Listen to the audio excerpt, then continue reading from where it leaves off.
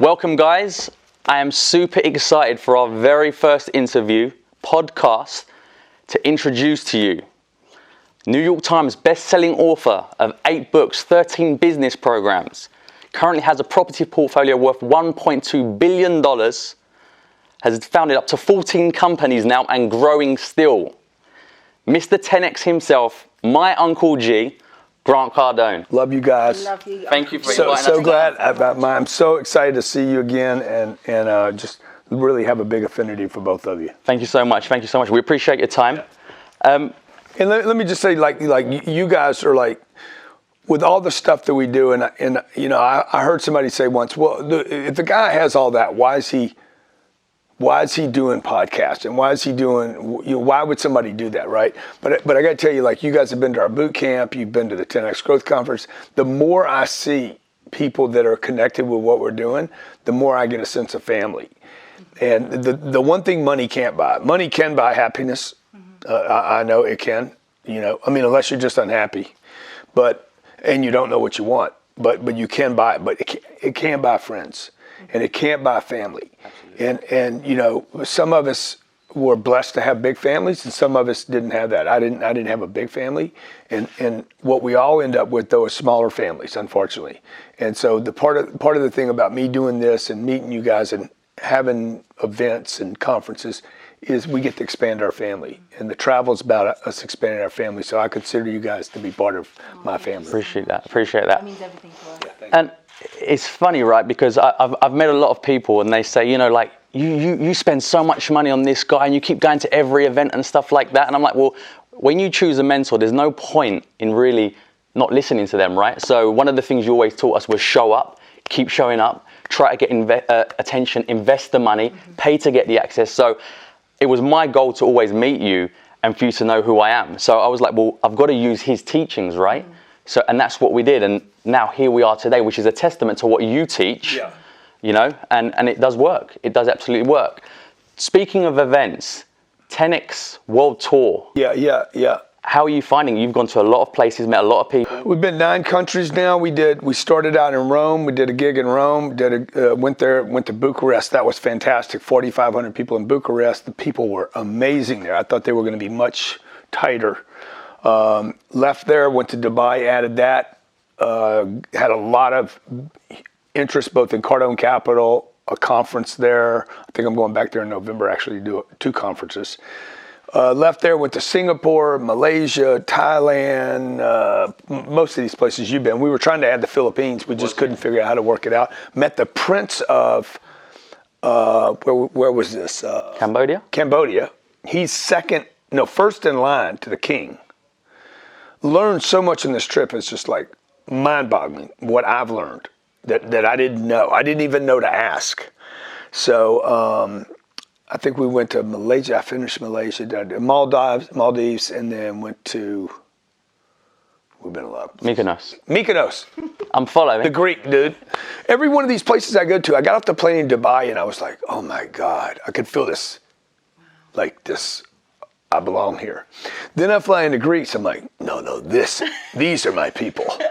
I go to Thailand and I'm like, I just need a scooter with 7 people on it, right? So it's like everywhere I went, I felt some kind of connection. I come to the country here in England, right, in New Hampshire, and I was like, oh my God, I forgot that I've always wanted to live on a big piece of land where there's birds and animal, and so all of this just connects me with, discovering who I am and my mission and purpose. And everyone knows you originally as the money guy, the sales guy.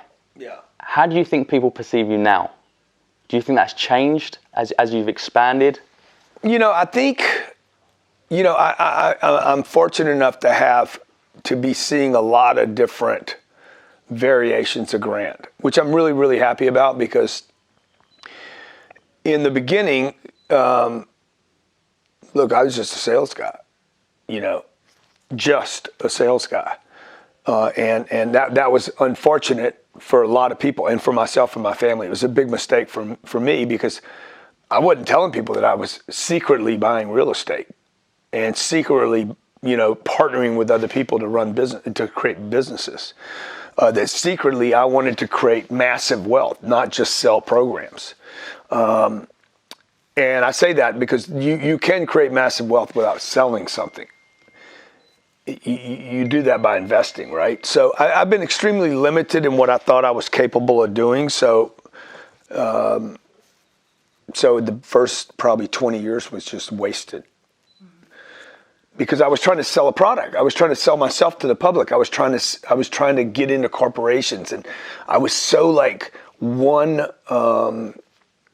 If I was a stool, I had one leg, and dude, every time I move, I'm tumbling. Right? I needed the other legs to the stool, and I'm just. When we started making the transition to be something else, everybody's like, "No, stay one leg." You'd be shocked how many people didn't want me to go create the second and the third leg, much less 14 of them. Now I'm trying to get to hundreds of them, but,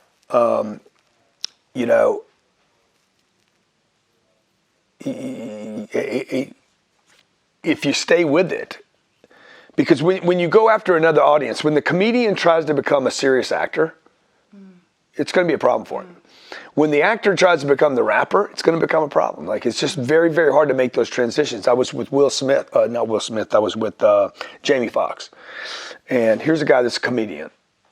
Serious actor, romantic actor, stand-up comedian, he's done it all. Leading man, and now probably wants to be a businessman and a rapper, right? So he's now acknowledges all those things. So I think it's starting to change how people see me. The fund manager thing is going to change everything when you run $1 billion fund and then make it $2 billion and $5 billion and $10 billion. It's going to get the attention of Wall Street. So it's going to be a different look at me, but it's confusing for some people that are meeting me. Some people think I'm just a social media guy. Okay.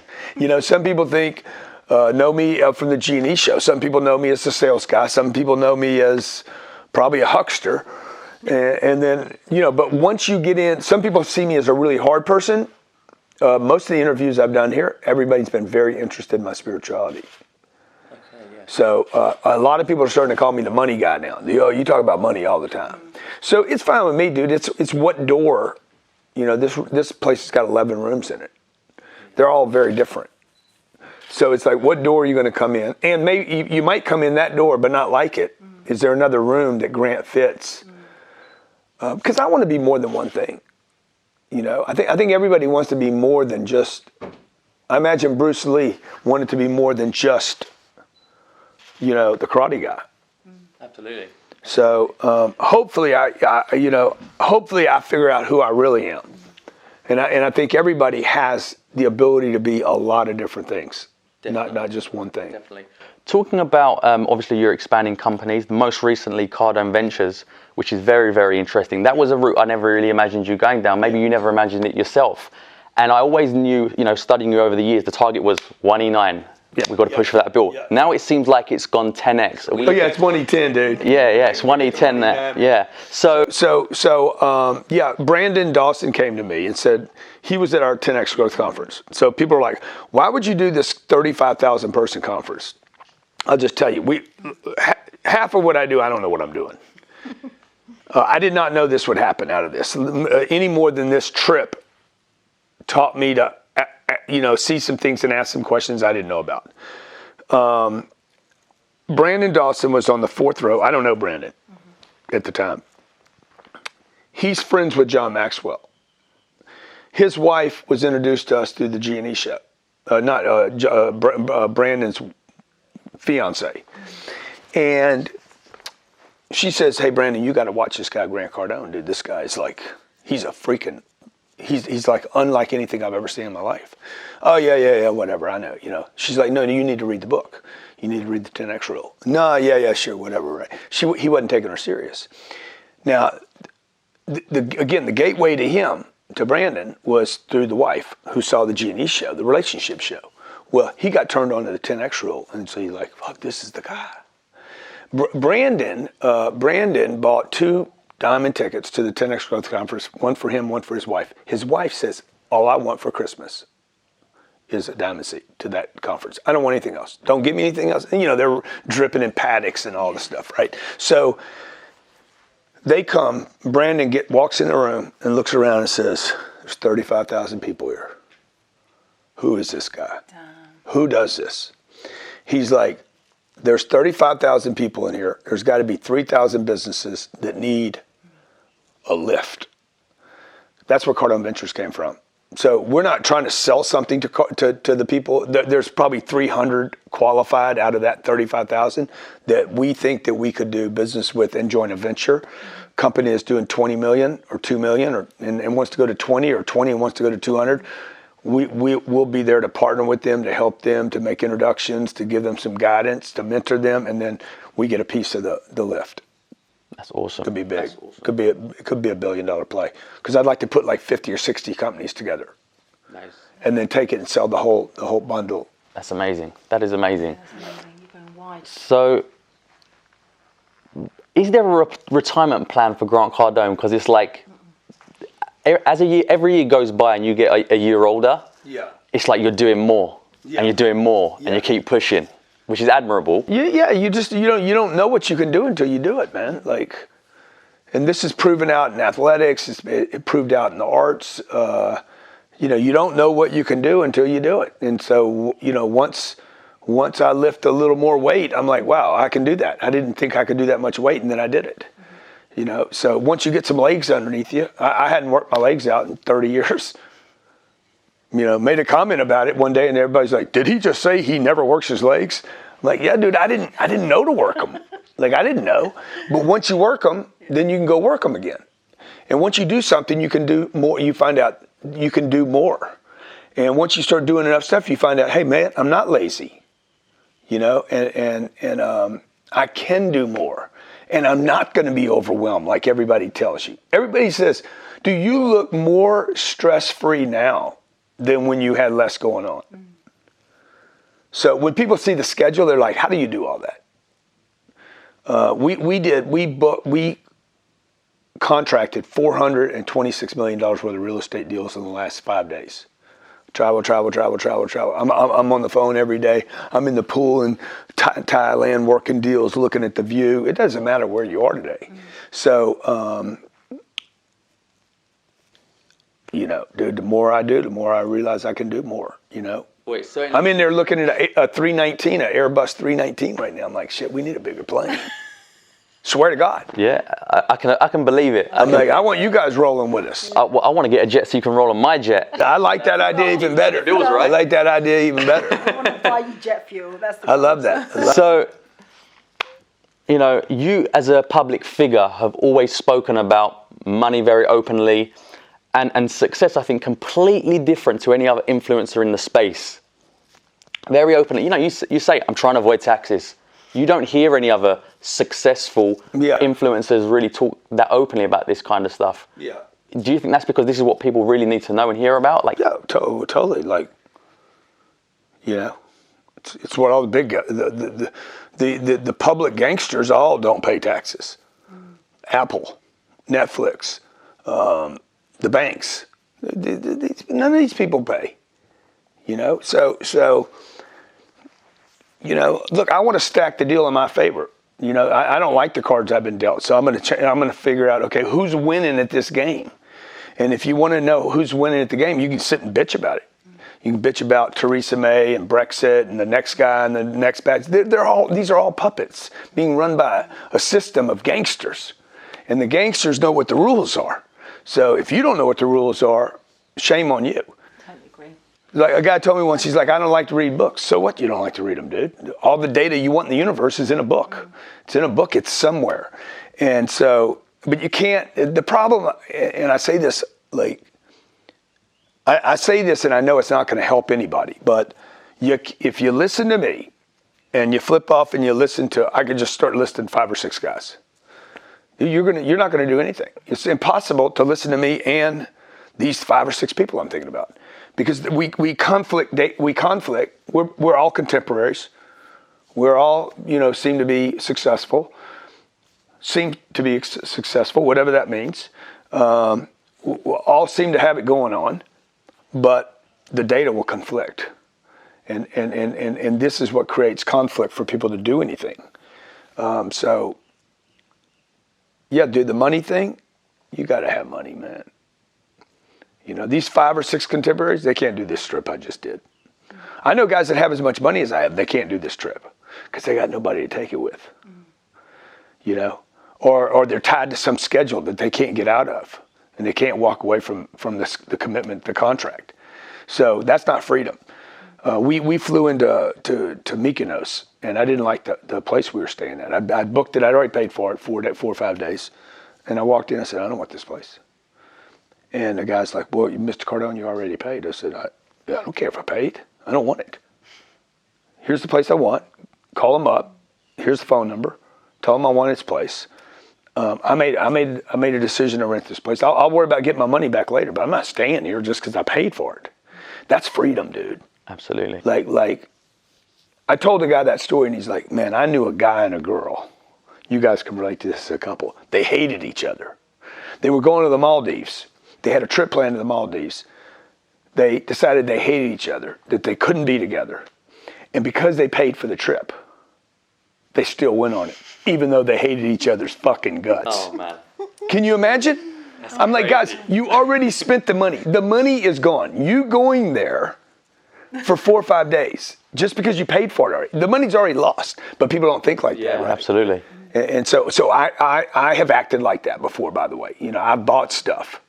I remember some clothes I bought and it didn't fit, but I wouldn't throw them away. Like, they don't fit. They look terrible on me. I'm not sure about them. I can't give them back. I tried that. They won't take them back. But I'm not getting rid of them because I bought them. So I already lost the money. It's so stupid. When it comes to money, man, people get like so stupid. Absolutely. I 100% agree. People really struggle. They'll talk about you guys spending money with me, which is tax deductible. Potential for gain. You could make connections. Have y'all done better since you spent it with me? We're sitting here with you. Right, we're sitting here with you now. Yeah. This is a really valuable connection. Yeah, but how's your business done? We got a franchisee from being on stage at 10X. Yeah.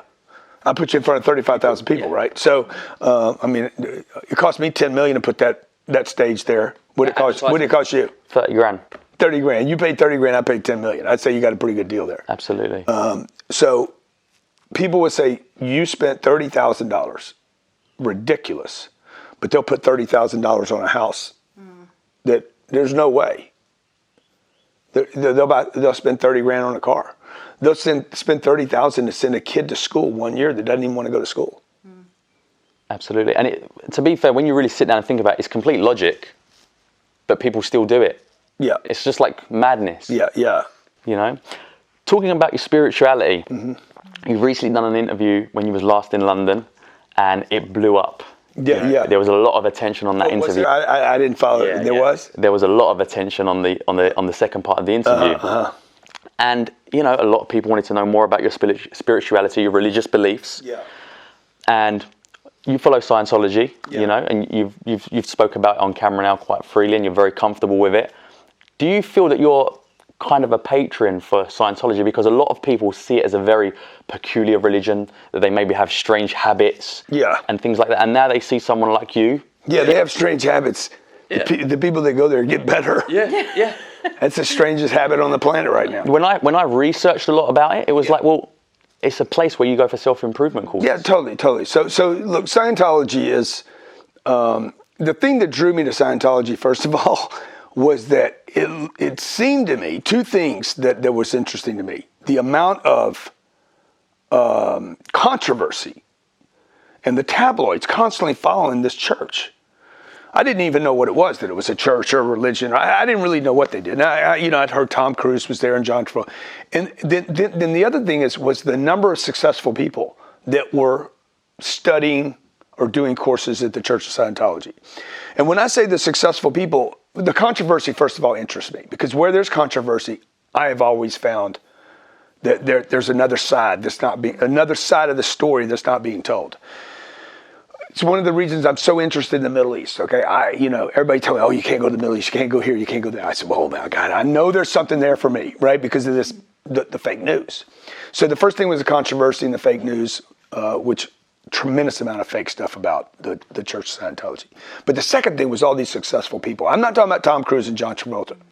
I'm talking about businessmen that you don't know that are studying the Church of Scientology's L. Ron Hubbard's courses And these people are multi-billionaires, okay? These people are some of the best business people I have ever met on the planet. 3 of them I'm thinking of right now.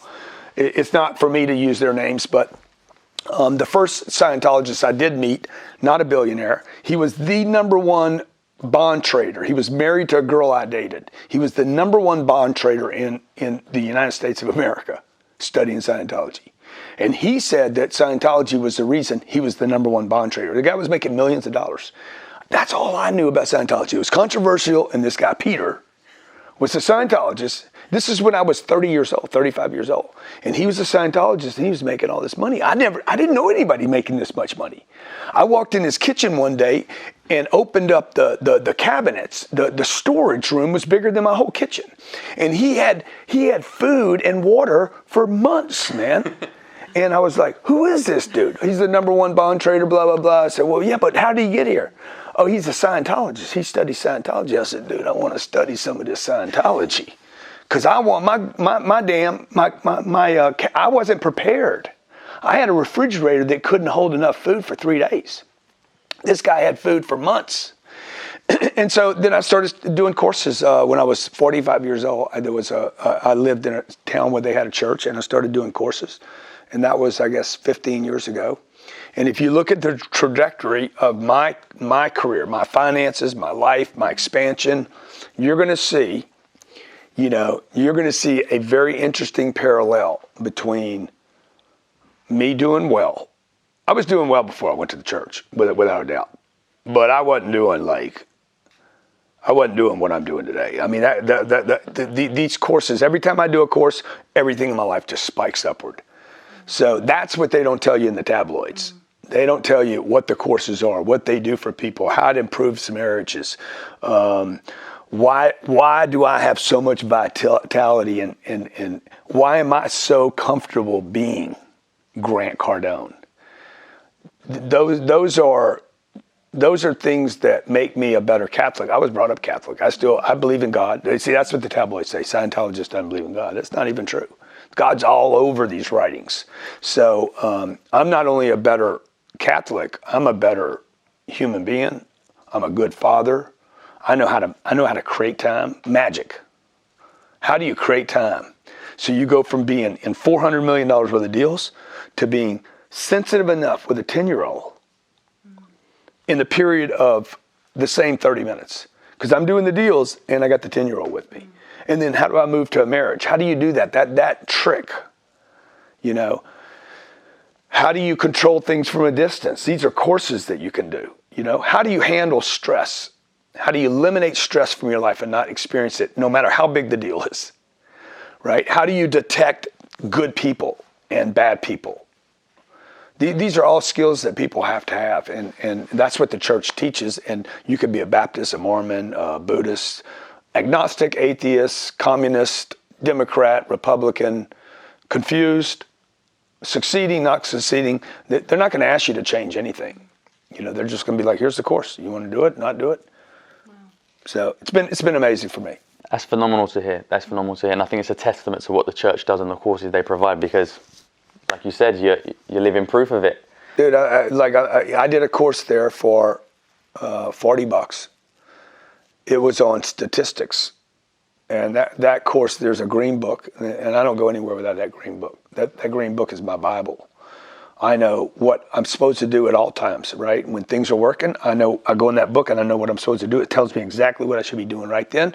Things go down, I know what I'm supposed to be doing. It could be in my physical life. I started working out about 11 months ago. It was because of the information in that book. My body was starting to break down. So I put my body on a graph. And basically I'm like, okay, what have I been doing with my body? Nothing. I was in non-existence. As a spiritual being, I was in non-existence with my physical unit. And the physical unit was starting to scream. Ankles hurting, knees hurting, hips hurting, lower back bothering me. All these things that you're just getting old. No, dude, I was out of communication. I was non-existent with my body. The graph went literally vertically down. A downward graph like that, it means I have no attention on that particular thing, right? And so the book tells you what to do to get back into communication with that thing you want so you can raise a graph, any graph. physical, marriage, money, time, employees. I had 4 employees 15 years ago. We'll probably crack 400 employees this year. Wow. Across all the businesses. So you can't buy time with 4 employees. You can with 400. And then the question is, once you got the data, then you're like, yeah, but do you have the courage? So I've done courses there on how to eliminate fear from my life so I could actually lean into the opportunity, spend the money. So, man, I just can't, I'm not here to promote them. I don't talk about them unless somebody brings it up. I'm not here. The Church of Scientology is they're expanding without my help. So I'm just a testament to the court, when applied the data, and my life got better. That's all I know.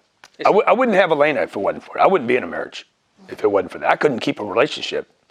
And when I did, I always picked the wrong person, dude. That's that course I did on picking people, right? I kept picking the hot chick that was a freaking psycho. And the sex was great. But she couldn't even make the pancakes, right? Or we couldn't enjoy the pancakes together. If the sex was good and the pancakes, we couldn't enjoy ourselves together. The only thing that was good was the sex. And so I had that part figured out. I just didn't have how are we going to have kids together? Because right now we're just going to kill each other. So every single area of my life, from my physical well-being, stress, getting rid of fear, having confidence to put on an event with 35,000 people. Dude, to put an event on, to spend $10 million and not know if anybody's going to show up. That's one of the most difficult things I've ever done in my life. Because up until Thursday night, I think you guys probably thought, dude, you were probably even wondering, dude, is he going to sell the place out? I think everyone was. Everyone knew he was good, but there was 35,000 people is a lot of people. That's a lot of people. And it's that whole thing, right? The 4-minute mile. If it's never been done before, can he really do it? I'm sure everyone now. Dude, Thursday night, okay, I did an audit on the tickets sold. And I'm like, guys, come on, how many tickets have we really sold? But they told me 34,926 something. I'm like, okay, do another audit. Thursday night, I had done 3 audits. I still was like, there's no way. This place is going to be empty tomorrow. So, Friday was almost to capacity. Saturday had more people, and Sunday had even more people. So then it's okay, I got them here. Will they stay? So, the not certain doesn't mean, just because you start getting rid of fear and stress doesn't mean you're certain about everything. I'd never done it before. Why would I be certain about it? Right? So there's that learning those things and having the confidence, man, to stroke a check that big and say, not just the money, because at some point it's not about the money. Now it's about, I'm going to be embarrassed. It's like having a party, right?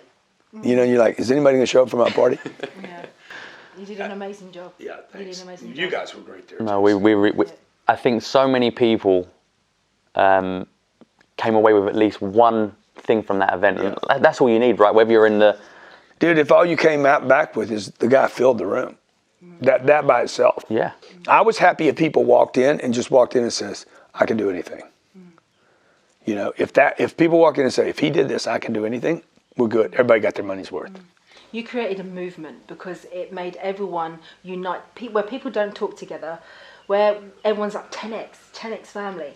All around the UK, in Europe, we're talking to everyone because of 10x. Yeah. Where we wouldn't talk to each other. British people is different to Americans. Yeah. Brits don't. But once you have that 10x thing. Yeah. Everyone's it's like family. They see the hat. Dude, right. You go anywhere in the world, dude, and you can say, dude, I'm a 10x person. And they're like, you're family then. That's it. It was an idea that has been followed up with enough agreement that it becomes real to people, and people start thinking about expansion. You don't even really have to explain 10x to anybody. They're like, okay, I get it. It's a multiplier. Yeah.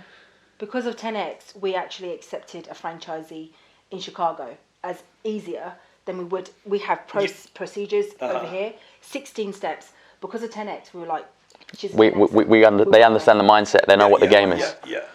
And that's why, and it's the best thing, and I can't wait for the GrowthCon 4. Yeah, And yeah. Oh, that's going to be it's awesome. gonna sell out. That's going to be It's gonna awesome. sell out. You said before in a previous interview, you're a spiritual being in a human vessel or in a physical body. yeah. So what's your opinion on death and birth and That's great, man. I love that, man. I wish people would took more interest in this. But so I have been wondering this question since I think I was 6 years old in a Catholic church, and they're reading the scripture, and it's all about damnation and you're going to hell. And look, I very much believe in God, but I don't believe that I just die and I go to some hell spot and hang out at some high temperature for the next 10,000 years or whatever. I just don't. It was hard for me to conceive that that's all I am. And even at 6, I would have been like, dude, I'd already created enough sins by 6. I'm like, shit, I'm done. So by 16, I was like, well, there's no coming back for me. I mean, I believe that I am an immortal being. And I believe that's why when I go places like I'm in Dubai and I'm like, I feel something here, man.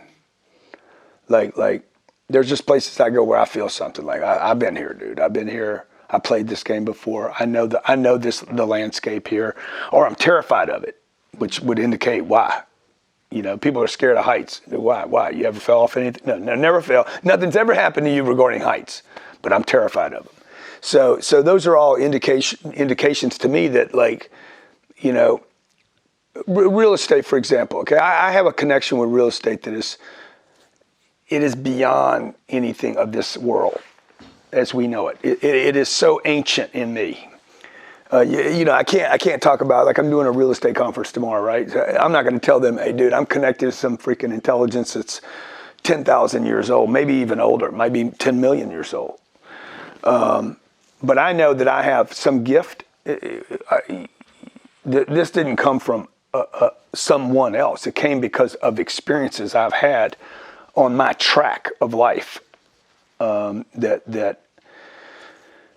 that entitles me to some data or some genius or some access. This is the young, what do they call the kids they know piano and what's the word? gifted? Yeah, they're gifted, but they're called prodigies. Prodigies, right? The kid that knows, I don't know, the kid knows something that nobody else, the parents don't know it. The kid all of a sudden has access to some data. Where did that come from, man?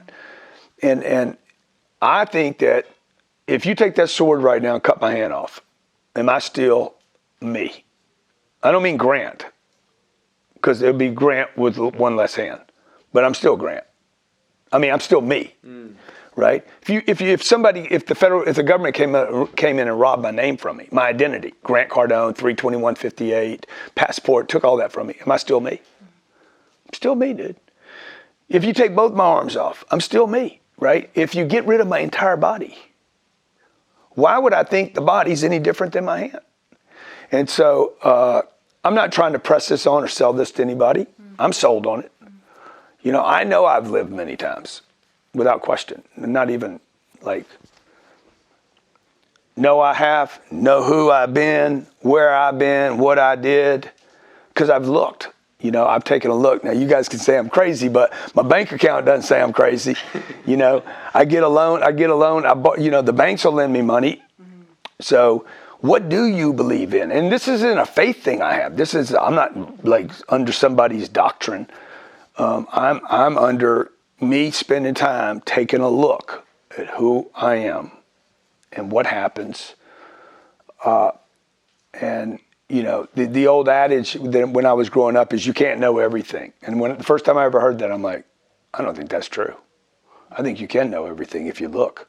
But how can you know anything if you won't even look?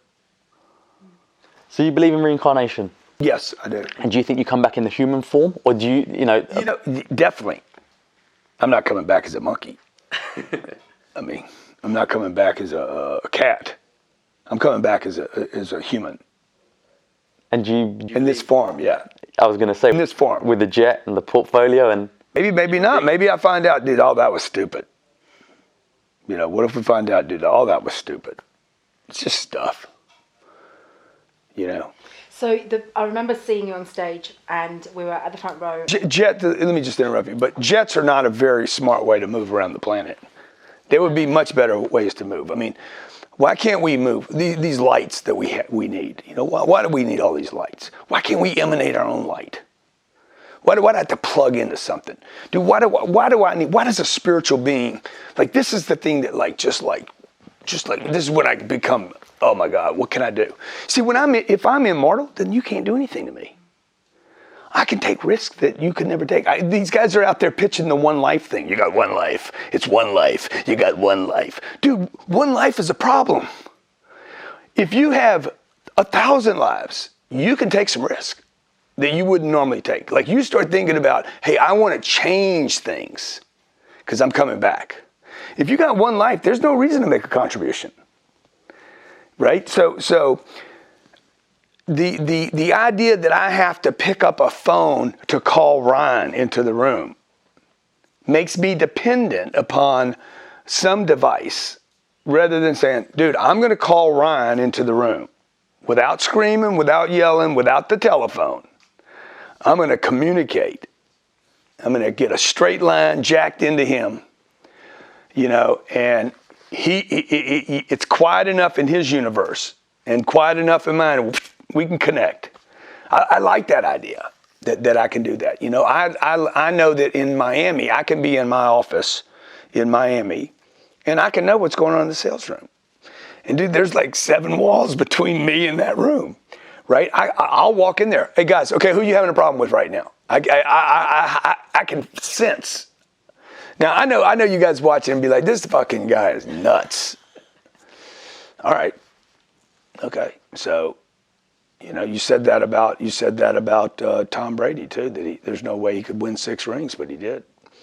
You know, you said Floyd Mayweather couldn't win 50 fights, but he did. You know, somebody said man couldn't fly, but he did. So, you know, Galileo said that the earth was not the center of the universe, and they put him in prison for it. So these, you know, we've been wrong as humans. The world is flat, all that stuff. We've been wrong, you know, a lot about who we are. And I would expect that we're probably wrong about a whole bunch of other stuff, including myself, that I'm wrong about a whole bunch of other limitations. So, seeing you in GrowthCon 3, and you made a bold statement. You said it was the most happiest time you've ever been. Yeah. Uh-huh. You know, it was amazing. Yeah. What can you do to top that off, to get to that level of happiness, if not achieve more? Yeah, so that Saturday night, if you weren't there, I made a comment, or Sunday, I said last night was the single happiest moment of my entire life. Because I really felt like, okay, we did it. The people are happy. We didn't just fill the place up. I had a sense of gratitude from the audience that I had exchanged with them in abundance. I'm sure there were some people that weren't happy. We had problems, we had whatever. But 35,000 people, you're going to have some issues, right? So, you know, I offered 2 T-shirts for $5 or something. Here's one of the problems that was created. And so many people went to the stores for the 2 for $5 that, you know, it became a police problem. It became police, fire department problem. People were upset about it. People wanted their money back because they you know, blah, blah, blah. So, but overall, dude, that night I was like, this is the happiest moment of my life. I mean, everything that I've ever done in my whole life, I was like, I'm so happy. I'm so happy because they're happy. And so how do I top that? I don't know that I need to top it. I just need to keep doing things where I give people more than they gave me. And I feel like at that event, I gave people more than they gave me. And maybe one vehicle that can do that is, you know, Cardone Capital. I mean, the target for Cardone Capital is that I think we sent out $1.4 million last month, maybe 1.3 to our investors. We do that every month. So we're on track for 16 million. I want that to be 16 million a month that I send out to families. And then I want to get that to 50 million a month. And then I want to get it to 100. And I want to get it so big that Goldman Sachs and Blackstone and Barclays and I want them to all know my name. This guy gives people money, sends people money every month that used to go through the banks. Because the bank isn't sending you any money. So I know the banks aren't sending you guys money. They keep your money. They sit on it. They give it out to other people. They give it out to the rich people. So I'm going to do a Robin Hood. I'm going to pull a Robin Hood on fucking Wall Street. And I'm gonna put this in great assets, and then we're gonna distribute wealth to people that trust me enough to get involved. We're gonna distribute that monthly passive income until I have thousands of families that receive more passive income from me than they do earned income from where they work. That would make me really happy. I've really studied your model really hard, and it's very, very interesting because, again, you're the only speaker, influencer, coach, however you perceive yourself, to actually pay his supporters. Yeah. No one else is doing it. But obviously they have to go through the transition. They have to go through the cycle. It could be the 17-year-old first reading the book, jumping onto Cardone University for $100 a month. Yeah, guys are bragging about not selling you anything. I'm like, dude, I want to give you money. I want to send you money back. Dude, don't brag about you didn't spend money with a guy. Brag about I'm getting money from a guy. You know, that you want to create an allegiance. I want to create an allegiance of people that love me and will fight for me. How do you do that? Pay them. You know, who's the best king? The one that takes care of you. So I want the Muslims praying for me. I want the Jewish people praying for me. I want the confused Arabs praying for me. I want everybody, dude. Everybody that prays to anybody. I just want to take a shot at every God. Okay, the Baptists, like pray for Grant. Put him up on the mantle in your living room. Okay, make sure he's all right. Why? Because I send that family money every month. And I think that would be a cool thing. Absolutely. Grant, really appreciate your time. You guys are awesome. Anytime I'll do this, anytime with you guys. You know, it's really hard to do this stuff, but you guys are so special. Really, really appreciate you. Appreciate what you're doing for so many people. Love your business model. Thank you. And anything I can do for you, all right? We want to see you in the Philippines. Okay, yeah, we want to go there. Thank you. Thank you. Thank you. Okay.